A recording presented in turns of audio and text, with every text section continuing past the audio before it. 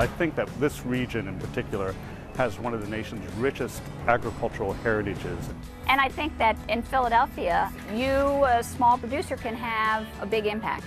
And that's really important. There are groups who are taking over abandoned properties and turning them into green projects. If I've never seen fresh greens or carrots, then all I know is I'm going to eat processed food for the rest of my life. Local farming changes all that.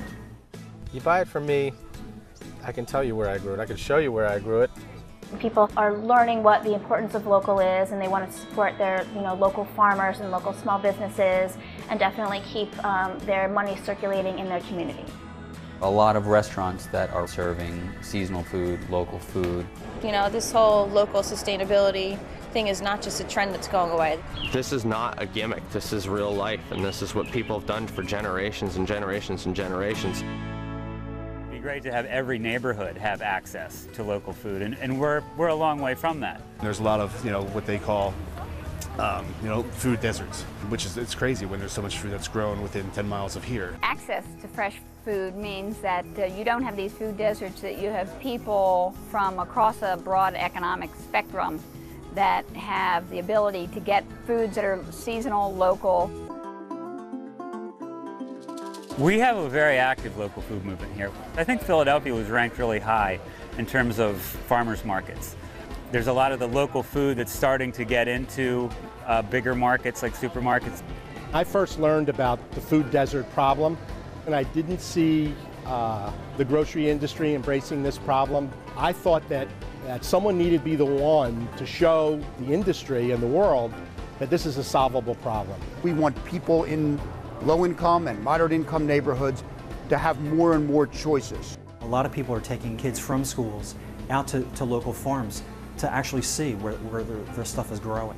And if one kid eats better, more wholesome, he's got a healthier life.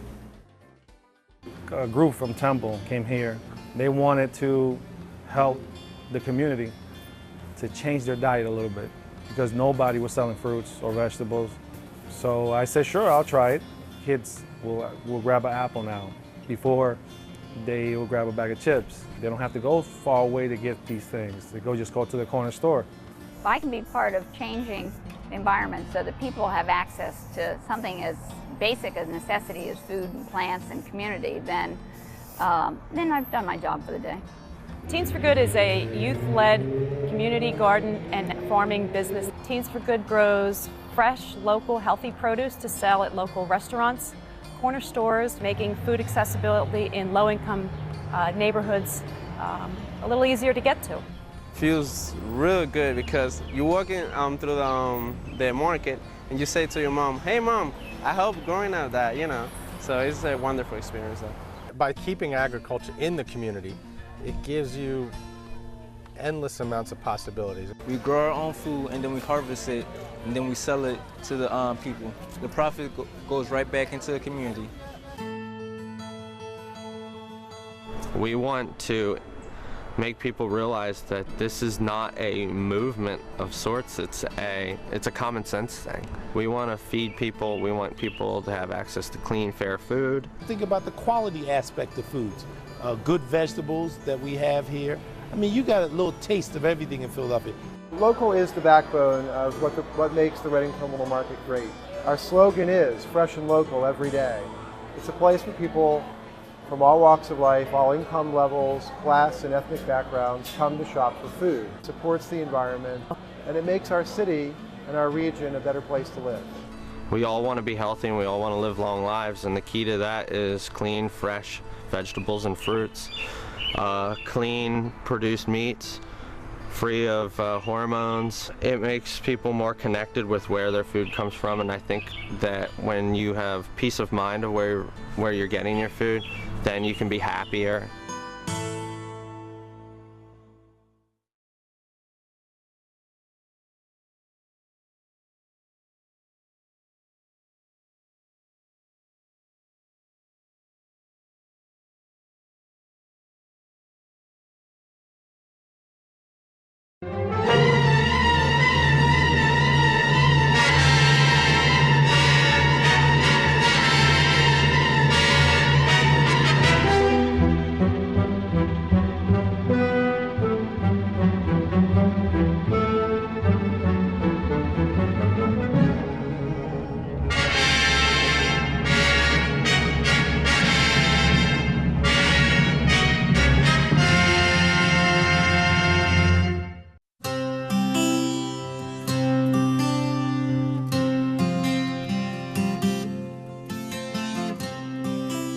Kimberton Whole Foods started out as the Seven Stars Farm Store, which is a 400-acre biodynamic dairy farm, which is located about 1.5 miles from our existing primary store.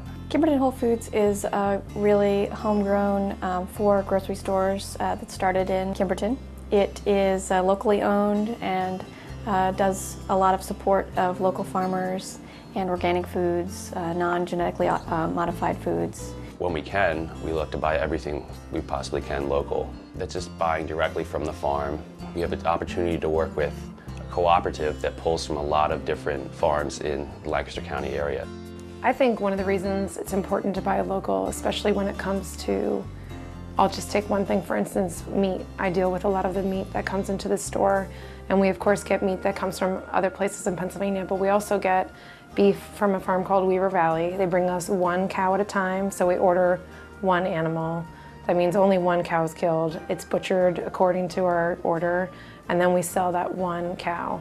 And I also know who has raised the cow, how the cow was treated. They're very nice people. We see the truck that, comes into the store. I'm the person who puts the meat on the shelf. There's so fewer hands involved in the process that I can feel pretty good about what I'm putting out because I know for the most part how it's been handled. Not everything at Kimberton Whole Foods is locally produced. Some items come from farther away, but where possible, and as much as possible, we sell locally produced items. So we're trying to bring in items from a closer destination, meaning your food doesn't have to travel thousands of miles to get to you. So in the long term, you're saving fossil fuels in shopping for things that come from a farm down the street as opposed to one in Argentina or New Zealand. Food miles are basically how far your food travels from farm to plate. And if you're shopping at a normal conventional grocery store, it's about an average of 1,000 miles for, say, a carrot to be harvested and then make it onto your plate at home, which is kind of scary, really, really far, and you don't know where it's coming from, you don't know who grew it, how it was grown. But when you're buying locally, it's a completely different story. A lot of times it's picked a couple days before you buy it. Buying local, because it's cutting down food miles, it's cutting down how far your food has to travel, which obviously is cutting down how much transportation, fuel, money is required to get it to wherever you're buying it from. So maybe it'll only travel by truck or car for 20 miles as opposed to by plane from California to Pennsylvania. At its best, buy local is within reach of you so that your dollar can make a difference in one of your neighbors' lives or someone who's maybe the next county over or within your state.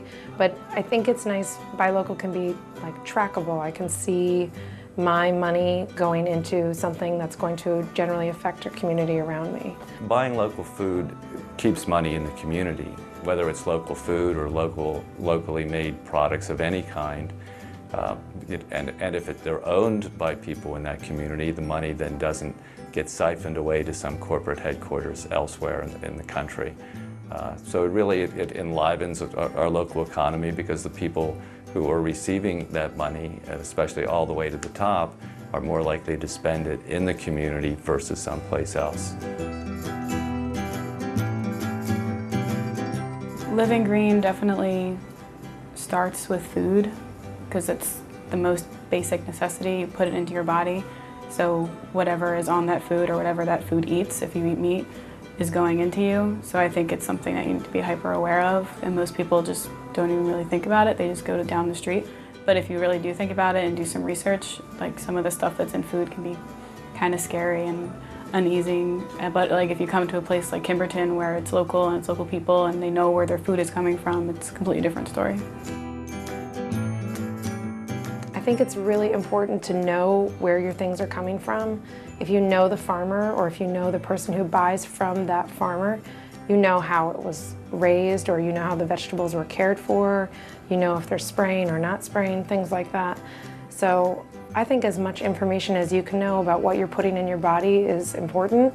And when you buy local, you just shrink the amount of people involved and you know as much as you can know about your food. And I think that, personally, that's really, really important to me.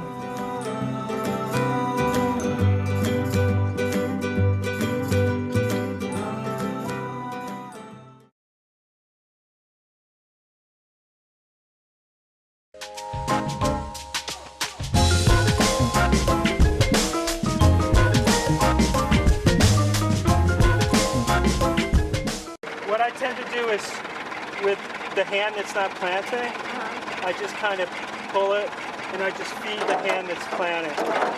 And the less you look, you have to look back here probably. We're not going to go that fast, I don't think. But you'll get the hang of it. It's really easy. It's kind of fun too. It's an unusual way for a farm to get started is to have a group of consumers who say, you know what, we want to have our food grown locally. Here we are in the suburbs, what can we do? After about 2 years of contacting area farmers who were still in business, because most farmers had sold their land to developers at that point, there were still a few farmers in business, and started to talk to them about organic agriculture, sustainable agriculture, and found that no farmers really understood what we were talking about, nor were they interested in the concept. The concept of a CSA was still very new. The Natural Lands Trust heard about our request and knew that there was land in Horsham Township owned by the College Settlement of Philadelphia. This organization had recently undergone a land management plan and decided that they wanted some kind of community farming on their land. The Natural Lands Trust put us together, and we realized that there was a great deal of synergy here. So in May of 2003, we opened a CSA on the land of the College Settlement. Food insecurity is defined as families not being sure where all their food needs for any given week are going to come from. And the TFAP, SFPP, and Loaves and Fishes food cupboard programs are designed to ensure that families like those have some additional resources for making sure that they're going to be able to put food on their families' tables. Eastern Montgomery County is one of the most affluent areas of the United States of America, not just affluent here in the Philadelphia area, but affluent in the entire United States. That being true, most folks are unaware that there's significant food insecurity in Eastern Montgomery County. The Eastern Montgomery County area that we serve includes the communities of Willow Grove, Rockledge, North Hills, Glenside, Abington, both Abington Township and Abington Village, the borough of Jenkintown, the boroughs of Rockledge and Cheltenham, and much of Cheltenham Township. Approximately 50 families come to us for food assistance each week. In spring of 2009, I was contacted by Margot Bradley of Pennypack Farm asking how they might be of assistance to the Loaves and Fishes food cupboard. Margot explained their program of natural farming approach and told me that they would usually in any given week during the harvesting seasons have leftover fruits and vegetables available that they would like to have distributed through local food cupboard programs. I certainly was immediately intrigued and very interested. Margot and I coordinated to make sure that on Thursday every week that we were able to go to the Pennypack Farm and pick up 2 to 3 bushel baskets. This ensured that all through last summer through late last fall that the families receiving food assistance here at Loaves and Fishes had some fresh vegetables to add to the non-perishable items, which is what we typically distribute to those families. When we went to evaluate the program by actually visiting the food cupboards, we found that the food was really appreciated. There was no other provider of fresh produce to any of these food banks. And they were thrilled. They could come and pick it up on the day of their distribution and distribute it all that day. Again, they also did not have the kind of refrigeration to be able to keep it for periods of time. So we feel very good about that. That's really the sort of the evolution. We're now in our 8th year. Our lands are producing more and more food. We are very connected to the community. Many of the local churches are involved in the farm and support us in very big ways. And we want to be able to give back to them.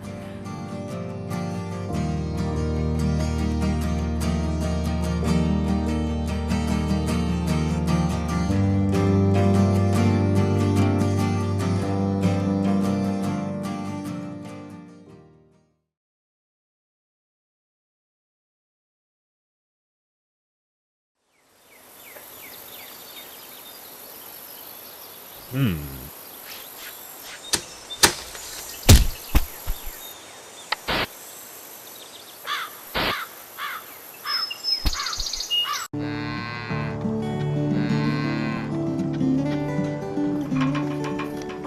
do you want me to do?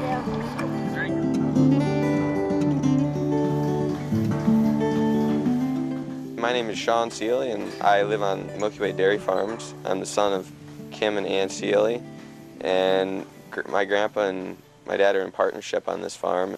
Living on this farm you're not doing the same thing every day. You're kind of surprised what you do.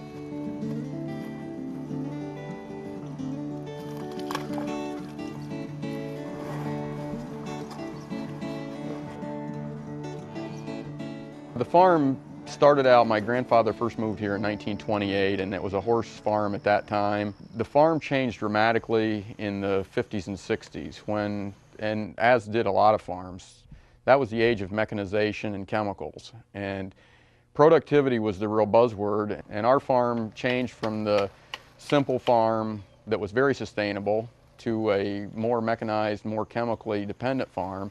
The major changes culminated when I had a close scare after I became a father. My wife and I had our first son, and he was 2 years old, and a little friend of his got near our corn planter that had insecticide boxes on it. I realized right then that this was a real danger posed that could affect a lot of people, including my own family, and that really drove it home to me that we had to make some changes. And we quit insecticides and herbicides cold turkey at that point, and subscribed to some publications through Rodale Press. We became followers of an organization called PASA, and it stands for Pennsylvania Association for Sustainable Agriculture. And PASA is one of the most forward-thinking, visionary organizations in the United States. And since we took that path, we've not been afraid to try any new changes as far as getting rid of mechanization, and to this day we've phased insecticides, herbicides, and chemicals off the farm for the last 12 years.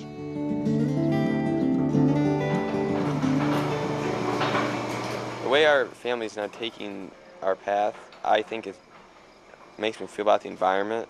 It makes me feel real good because I know that we actually care about the other people next door and how they get their food, and we're not just going for the money, we're going for the quality of life. We just have a different outlook on life, which I think a lot of people could have, but they just need to be taught.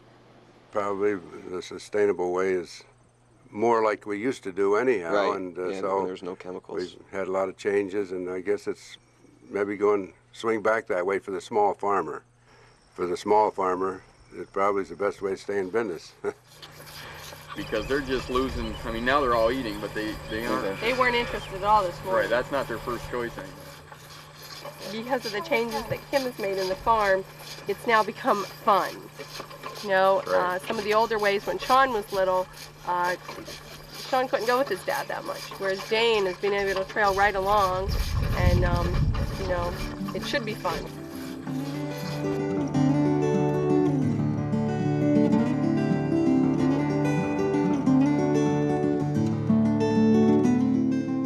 When we started looking at what we were doing, we realized that our cows weren't all that happy all the time, and we started studying cow comfort a little bit.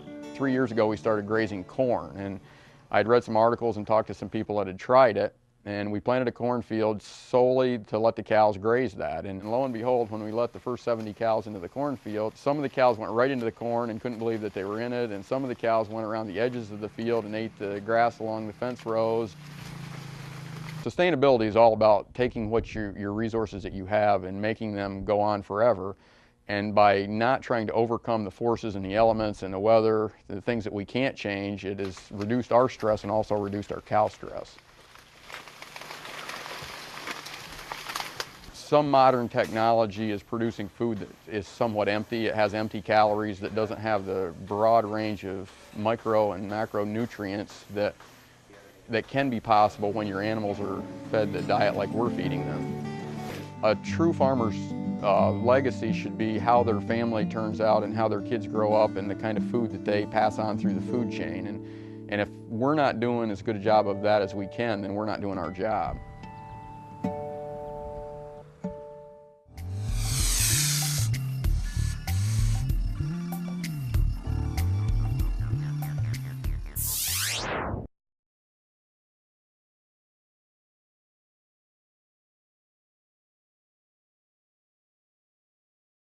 I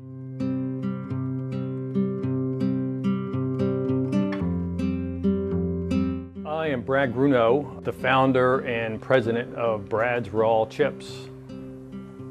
A raw food diet consists of fruits, vegetables, seeds, and nuts. Basically everything that grows off of a shrub or a plant. The nutritional difference between raw and cooked food, number one, is enzymes. When you're cooking your food, you're taking a lot of the nutrition out of the food as well. As soon as you go over 115 degrees, you're killing all the enzymes. So most of your nutrients are leaving by cooking things at very high heat. What made me start a raw food diet was I just felt better and wanted to continue that feeling as after I went raw, and just that feeling that I had, and the energy that I had, that kept me going back to it constantly. It just, once I felt good to that, after losing that and the energy that I had, and I've fallen back off on cooked food many a times, and I felt tired again. I didn't feel as good, and so I would just keep going back to it. And finally, after years of going back and forth, now I'm pretty much, eating 85–90% raw 100% of the time. It was a transition. A lot of people I would recommend, if you ever did go raw, is to gradually, take certain things out of your diet and add more living foods.